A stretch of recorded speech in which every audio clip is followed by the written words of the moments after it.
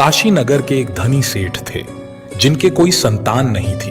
बड़े बड़े विद्वान ज्योतिषों से सलाह मशवरा करने के बाद भी उन्हें कोई लाभ नहीं मिला।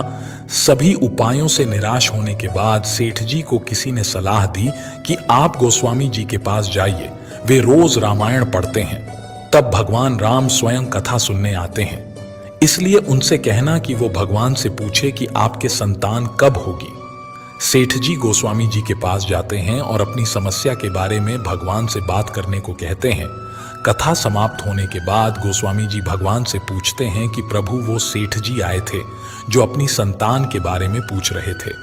तब भगवान ने कहा कि उन्होंने पिछले जन्मों में अपनी संतान को बहुत दुख दिए हैं, इस कारण उनके 7 जन्मों तक संतान नहीं लिखी हुई है।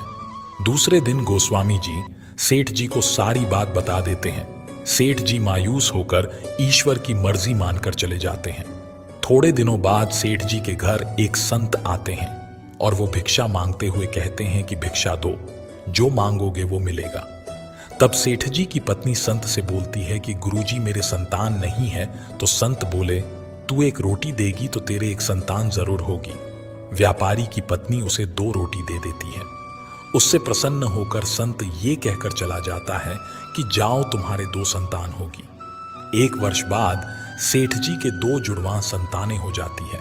कुछ समय बाद गोस्वामी जी का उधर से निकलना होता है। व्यापारी के दोनों बच्चे घर के बाहर खेल रहे होते हैं। उन्हें देखकर वो व्यापारी से पूछते हैं कि ये बच्चे किसके हैं। व्यापारी बोलता है, गोस्वामी जी, ये बच्चे मेरे ही हैं।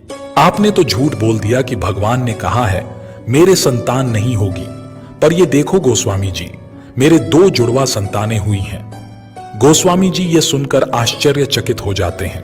फिर व्यापारी उन्हें उस संत के वचन के बारे में बताता है।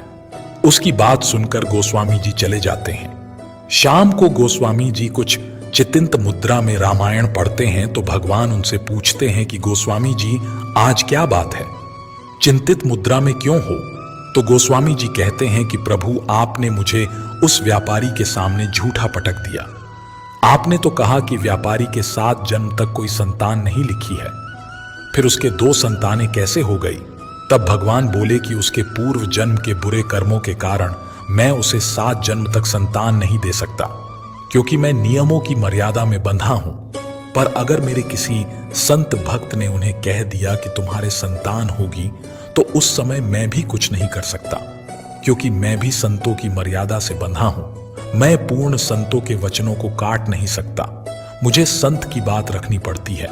इसलिए अगर आप भी उसे कह देते कि जा, तेरे संतान हो जाएगी, तो मुझे आप जैसे भक्तों के वचनों की रक्षा के लिए भी अपनी मर्यादा को तोड़कर वो सब कुछ देना पड़ता है जो उसके भाग्य में नहीं लिखा है। इस कहानी से तात्पर्य यही है कि भले ही विधाता ने आपके भाग्य में कुछ ना लिखा हो, पर अगर आपके अच्छे कर्मों की वजह से किसी गुरु का आशीर्वाद आप हो या माता पिता की दुआएं आपने कमाई हो, तो आपको वो भी मिल सकता है जो आपके किस्मत में नहीं। कर्म ही सत्य है, कर्म ही धर्म है और कर्म ही जीवन भी है।